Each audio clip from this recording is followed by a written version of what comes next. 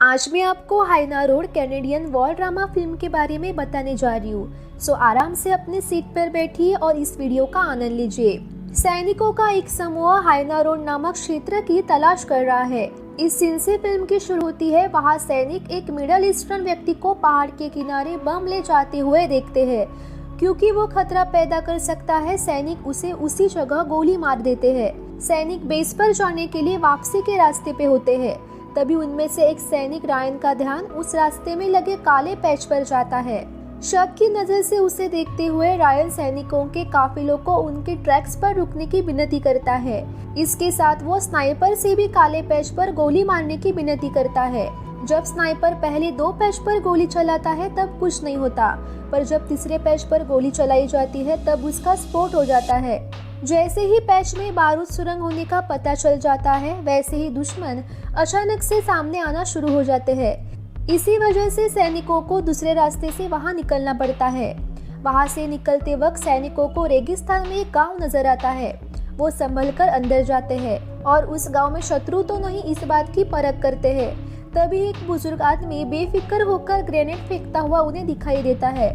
Ryan उस अजीब आंखों वाले आदमी को देखते हुए बेस पर इस बात की खबर कर देता है।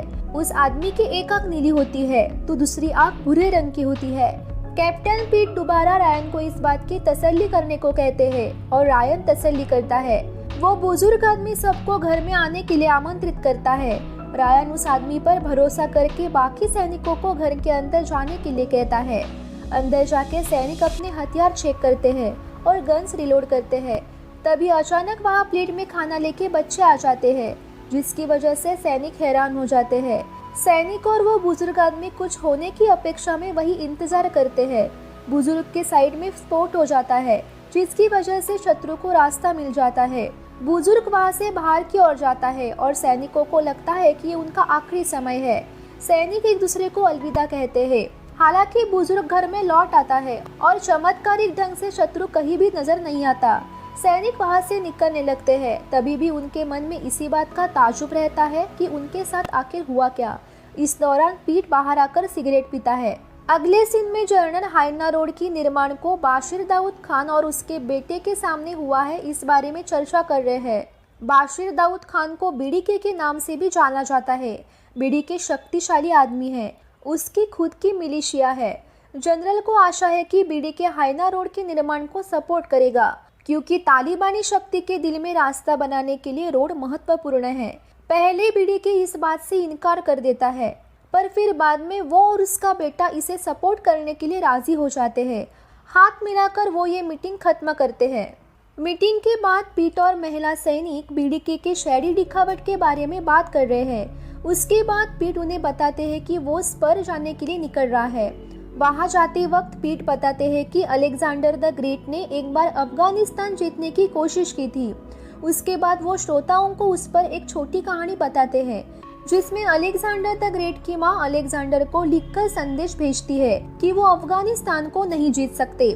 पर अलेक्जेंडर बाद में उस जगह की मिट्टी एक बैग में भर के अपनी माँ को तोहफा देते हैं। कुछ समय बाद उनकी माँ को इस बात का पता चलता है कि वहाँ की मिट्टी भी शत्रुतापूर्ण है। कहानी खत्म होने पर पीट स्पर पहुंच जाते हैं। स्पर में रायन जेन के पास जाता है। वहाँ जेन अकेले खाना खा रही है। वो सीक्रेट लवर्स है। पीट टेबल के दूसरी ओर से रायन के पास आता है और उसे अपनी पहचान बताता है। फिर पीट रायन से कुछ देर बाहर बात करने के लिए पूछता है और रायन इस बात के लिए राजी हो जाता है। टेंट के बाहर पीट रायन को बताते हैं कि तालिबान के टकराव के बारे में वो सुन रहे थे। फिर वो रायन को बताते हैं कि रायन और जेन के बीच कुछ चल रहा है। इस बात का उन्हें पता है, लेकिन इस वजह से उसे डांटने की बजाय पीट रायन को बधाई देते हैं। इसके बाद पीट रायन को बताते हैं कि उस बुजुर्ग इंसान ने उसके ग्रुप के साथ किया वो उनकी पुरानी ट्रेडिशन है। फिर वो उस अजीब आंख वाले बुजुर्ग को ढूंढने के लिए रायन से मदद मांगते हैं। उस रात रायन और जेन एक दूसरे से बात करते हैं। तभी अचानक से जेन रायन से कहती है वो दोनों एक दूसरे के लिए परफेक्ट है, पर अब उन्हें ये सब रोक देना चाहिए, क्योंकि ये सब उनके मिलिट्री करियर्स को बाधा पहुंचा सकता है। रायन इस बात को पूरी तरह सहमत होता है। अगले दिन सैनिक एक पत्रकार को, जो सैनिकों के साथ जाने वाले हैं, उनको क्या करना है और क्या नहीं करना ये समझा रहे हैं। जैसे कि उस इलाके की महिला को और जानबूझकर देखना। अगले सीन में पीट और रायन ट्रांसलेटर के साथ उसी गांव के एक बुजुर्ग से बात कर रहे हैं। वो उन्हें उस अजीब आंखों वाले बुजुर्ग के बारे में पूछते हैं, पर वो कहते हैं इस गांव में सिर्फ मैं अकेला ही बुजुर्ग हूँ। फिर वो बुजुर्ग उन्हें कहता है कि जिस आदमी की तलाश कर रहे हो वो शायद एक भूत है। वो आगे बताते हैं कि वो शायद कंदाहार शहर में रहता है। इस मीटिंग के बाद पीट फौरन उनको खबर करने वाले हाजी के पास जाते हैं, जो क्लीनर नाम से भी जाना जाता है। हाजी पीट को इस बात की तसल्ली देता है कि भूत वापस आ गया है और उसके चाचा ने भूत के साथ उनकी मीटिंग कल फिक्स कर दी है। उसके बाद रायन उसके ग्रुप को बता देता है कि वो कल कहाँ जा रहा है। हालांकि रायन सबको एक बुरी खबर देता है। 2 अनजान सैनिकों को तालिबान ने गिरफ्तार कर लिया है, जिसकी वजह से उनमें से एक सैनिक को गुस्से की वजह से फिट आ जाती है, क्योंकि तालिबान ने उन्हें जिंदा पकड़ लिया था। इससे बुरा और कुछ नहीं हो सकता था। अगले दिन बाहर जाने से पहले पीट और रायन दूसरे सैनिकों के साथ रेगिस्तान के बीच इंतजार कर रहे होते हैं। तभी पीट ट्रांसलेटर को म्यूजिक चालू करने को कहते हैं। म्यूजिक की वजह से सब लोग डांस करना शुरू कर देते हैं, जैसे कि कुछ हुआ नहीं है। इस मज़ेदार लम्हे के बाद कॉन्वॉय कंदाहार की तरफ बढ़ता है। डेस्टिनेशन पर पहुंचने से पहले पीट सावधानी से क्लीनर को गाड़ी से उतार देते हैं। पीट रायन को बताते हैं कि हाजी बहादुर और भरोसेमंद इंसानों में से एक है। वो आखिर उस डेस्टिनेशन पर पहुंच जाते हैं जहां पीट रायन और ट्रांसलेटर घर में जाते हैं। वो आखिर जिसे खोज रहे थे उस बुजुर्ग को मिलते हैं। औपचारिक पहचान होने के बाद पीट उस बुजुर्ग के हाथ में रायन को गांव से निकलने में मदद करने के लिए कुछ पैसे थमा देते हैं, पर पैसे देने की क्या वजह है ये पता न होने के कारण बुजुर्ग ऐसे पैसे लेने में मना कर देता है। फिर पीट उस रेगिस्तान का शेर माने जाने वाला महान योद्धा जो वापस आया है उसके बारे में बताता है। बाद में पीट उस बुजुर्ग को एक कार्ड देता है, जिससे उस महान योद्धा के बारे में कुछ भी पता चले तो वो बुजुर्ग कांटेक्ट कर सके। अब बुजुर्ग के जाने के बाद पीट रायन को बुलाते हैं और बताते हैं कि बुजुर्ग ही रेगिस्तान का शेर है। गाड़ी की ओर जाते वक्त पीट रायन को बताते हैं कि उस योद्धा को ही भूत कहा जाता है। उन्होंने बताया कि जब सोवियत ने अफगानिस्तान पर आक्रमण किया था, सोवियत ने बहुत जख्मी होने के बावजूद इस योद्धा को नहीं मारा। घर से दूर ड्राइव करते हुए पीट ने रायन से कहा कि ये बुजुर्ग मूल्यवान दोस्त साबित हो सकता है, क्योंकि तालिबान उसकी इज्जत करते हैं। तभी अचानक से कार एक्सीडेंट हो जाती है। किस्मत से सब बच जाते हैं, पर दुश्मन के हाथ रेडियो ना लग पाए, इसलिए पीट को उसे नष्ट करने की ज़रूरत है। वो तीनों रास्ते से चलना शुरू कर देते हैं। तभी दुश्मन घर के ऊपर जमा हो जाते हैं। कुछ दुश्मनों का सफलतापूर्वक बचाव करने के बाद चलते हुए तीनों का उस क्लीनर से फिर से सामना होता है जो ट्रक चला रहा है। वे तुरंत ट्रक से ठीक पीछे कूद जाते हैं। गोलियों की आवाज़ सुनकर हाजी तुरंत उन्हें ढूंढता है। अभी वापस बेस में आते हुए दोनों अभी मौत से हुए सामने के बारे में बात करते हैं। पीट रायन को अपनी राय बताते हैं कि अब अफगानिस्तान में क्या होने वाला है, पर रायन आशावादी है और उसे लगता है कि एक गोली भी सब कुछ बदल सकती है। इसी के साथ वो अपनी बातचीत खत्म कर देते हैं। अगले सीन में पीट वापस हाजी से बात करते हैं। पीट इस बात से कंफ्यूज है कि भूत हमसे मिलने के लिए तैयार क्यों हुआ, जबकि उसने कुछ भी नहीं बताया। फिर वो हाजी को उस गांव का महत्व और वहाँ कौन रहता है ये पता करने का काम देते हैं। क्लीनर इस काम के लिए तैयार हो जाता है। उसके बाद पीट उनके साथी सैनिक से भी उस गांव में होने वाले कार्यक्रम के बारे में पूछता है। हाजी कुछ जानकारी हासिल कर लेता है और पीट को कॉल करके बताता है कि बीड़े के उस जमीन का मालिक है जहां ये गांव बसा है। फिर पीट उसे स्पर आने का आदेश देते हैं। अगले सीन में जेन डॉक्टर के पास गई है क्योंकि उसे पिछले 6 महीने से पीरियड्स नहीं आए हैं। तभी डॉक्टर उसे बताते हैं कि उसके अंदर एक जान है। इसका मतलब कि जेन प्रेग्नेंट है। क्लीनर तुरंत स्पर पहुंच जाता है। फिर पीट रायन और हाजी बात करते हैं कि गांव की जगह का मालिक बीड़ी के है। पीट फिर रायन को बताते हैं कि बीड़ी के किसानों की जमीन छीन लेते हैं, जो किसान समय पर भुगतान नहीं कर पाते, और उनमें से एक है भूत। भूत अपने परिवार की इज्जत बचाने के लिए वापस आया है। रायन फिर पीटर को बताते हैं कि उसके पास स्नाइपर्स हैं, जो उस एरिया में आते जाते लोगों पे नजर रख सकता है। उसी तरह रायन के आदमी उपकरण और हथियार तैयार कर रहे हैं। अगले दिन सुबह जल्दी ये आदमी तैनात हुए दिखाई देते हैं। सैनिक जहां से पूरा दिखाई दे ऐसी जगह पहाड़ों में पोजीशन लेते हैं। पहले कुछ भी खास नहीं होता। अचानक बीड़े का कॉन्वॉय गेट पे आता है। वहां वो तुरंत भूत के पोतियों को किडनैप कर लेते हैं। स्वीपर्स किडनैपर्स के खिलाफ तुरंत रिटेलिएशन की मांग करते हैं। पीट उन्हें गोलियां चलाने से मना करते हैं अगर वहां कहीं भी गन मौजूद नहीं है। स्नीपर को अपने अंतरात्मा की आवाज के साथ झगड़ना पड़ता है, लेकिन आखिर तक वो ट्रिगर नहीं दबाता। वो खुद से ही निराश हो जाता है। जो कुछ भी हुआ उस वजह से रायन बवंडर की तरह कम्युनिकेटिंग रूम से बाहर आता है। जेन उसके पीछे जाती है और उसे कहती है कि वो चेन ऑफ कमांड और रूल्स ऑफ एंगेजमेंट फॉलो कर रहे हैं। जेन और बात करना चाहती है पर रायन उसे रोककर पीट से बहस करने लगता है। पीट उसे कहता है बीडीके को जो पैसे चाहिए उसके लिए वो बच्चे को भी बेच सकते हैं। पीट रायन को बताता है कि हमने हमला नहीं किया क्योंकि बीडीके हमारे लिए महत्वपूर्ण इंसान है। वो क्लीनर से मिलते हैं। वो बताता है कि भूत इसका बदला पुराने रिवाज में जरूर लेगा। फिर पीट रायन को भूत और बीडीके के बैड ब्लड का इतिहास बताते हैं, जिसकी उपज तब हुई थी जब वो आर्मी का हिस्सा थे और सोवियत के खिलाफ लड़ रहे थे। पीट को ऐसे लगता है कि बीडीके को मार देना चाहिए क्योंकि वो बुरा आदमी है, पर भूत को ही उसे मारना चाहिए जिससे ये व्यक्तिगत बदला लगेगा, राजनीतिक नहीं। फिर आगे वो रायन को बताते हैं कि वो भूत से एक सुरक्षित घर में मिलेंगे। अगले सीन में भूत को एक कॉल आता है जिससे उसे बहुत गुस्सा आता है। यहाँ से दूसरा सीन शुरू होता है जहाँ बीडीके का बेटा नाई की दुकान से निकल रहा होता है।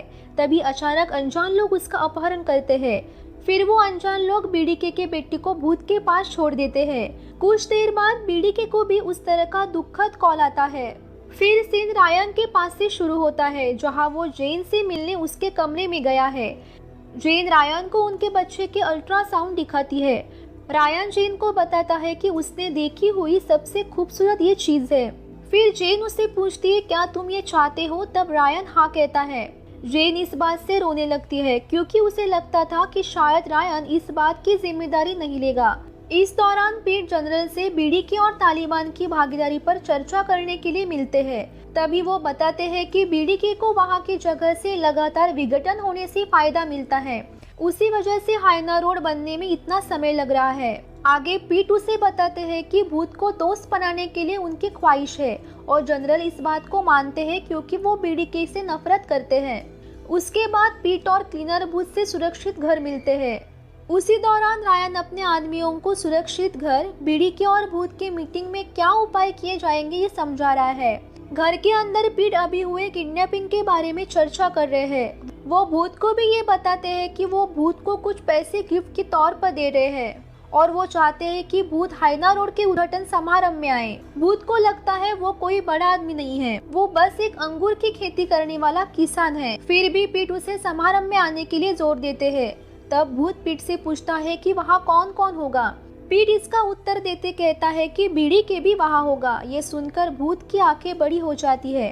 बीडीके को वो बचपन से जानते हैं। ये बताकर भूत कहता है कि समारोह में आना उसका सौभाग्य है और इसी के साथ उनकी मीटिंग खत्म हो जाती है। उस रात रायन जेन से तय किए हुए जगह पे मिलता है। वहाँ रायन जेन को बताता है कि अगर वो यहाँ से बाहर निकलते हैं तो वो जेन से शादी करना चाहता है। जेन खुशी से ये प्रपोजल स्वीकार करती है। फिर वो दोनों जोश में भरी किस करते हैं। उसके बाद जेन रायन को आने वाले मिशन के समय संभाल कर रहने को कहती है और रायन संभल कर सब करने का प्रॉमिस करता है। अगले दिन जनरल और उनका कॉन्वॉय उद्घाटन समारोह के लिए निकलते हैं। दूसरी ओर रायन और उसके आदमी ऐसी जगह पर पोजीशन लेते हैं जहां से उद्घाटन समारोह और सुरक्षित घर दोनों दिख सके।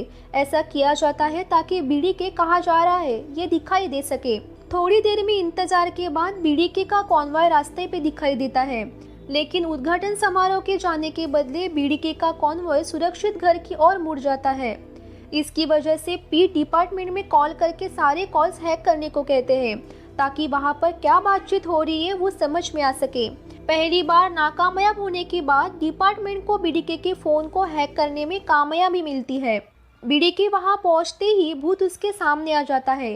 ट्रांसलेटर की मदद से पीट और बाकी सब ध्यान से उनकी बातचीत सुन रहे हैं। पहले भूत बीडीके को दोष देता है, फिर इस पर बीडीके कहता है कि उसके बेटे ने वक्त पर किराया नहीं दिया। बीडीके को पैसे देने के बाद भूत उसकी पोतियों को रिहा करने को कहता है। बीडीके भी अपने बेटे को रिहा करने को कहता है। भूत बीडीके को उसका बेटा वापस कर देता है, लेकिन वो उसका सिर्फ सर देता है। बीडीके बहुत दुखी हो जाता है और भूत को गोली मारना चाहता है, और वो ऐसा कर सकता है क्योंकि बीडीके के पास हथियार है। पीट रायन को गोली ना चलाने के लिए ऑर्डर्स देते हैं, फिर भी रायन गोली चलाता है और बीडीके की मौत हो जाती है। ग्रुप अपनी पोजीशन छोड़ देता है। पीट रायन को ऑर्डर देने के बाद भी फायर करने की वजह से डांटते हैं और कहते हैं कि भूत की मौत में रायन ने हस्तक्षेप किया। फिर ग्रुप गांव में जाते हैं जहां उन्हें भूत दिखाई देता है। गांव में उन्हें बहुत दुश्मन दिखाई देते हैं। ग्रुप को भूत के साथ वहां से निकलने में तकलीफ होती है, इसलिए वो एक घर में भूत के साथ बंद हो जाते हैं और उन्हें पता चलता है कि उनका ये लास्ट स्टैंड है। रायन उस जगह आर्टिलरी स्ट्राइक बुलाता है।